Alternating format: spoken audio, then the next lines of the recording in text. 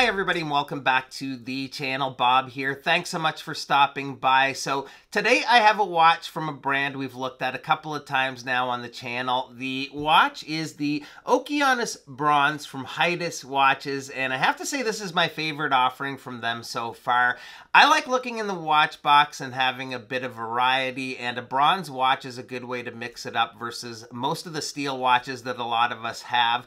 If you're in the market for a bronze watch, this one comes in at a nice, attractive price too. So let's get into the watch. All right, so if you're unfamiliar with Heitis, they're a watch company out of Buffalo, New York, ran by the owner, DJ. They've been around since 2015 and have a few really nice watches in their catalog. The owner is actually quite active in the local watch enthusiast community and even recently founded Red Bar Buffalo, which is a monthly get-together for collectors. The Okeanos Bronze is available at the moment through their Kickstarter campaign starting at $299, and for what you get, the price isn't bad at all. The watch itself comes in 4 options. There's the black and white versions with applied indices, as well as a blue and bronze sandwich dial.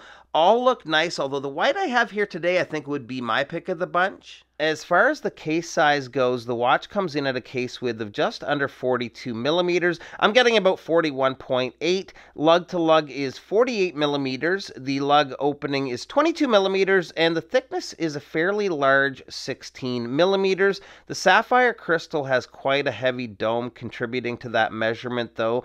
Overall, not a bad size for a sports watch like this. The watch runs the NH35 and the water resist is 100 meters. I'm liking that they went with the bronze colored applied markers and handset. Even with the dates around having that bronze tone, it ties it all in nicely with the case.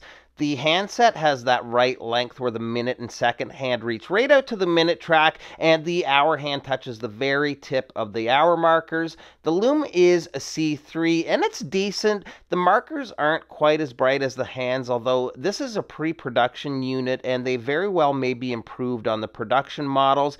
Even as is, it's still totally usable.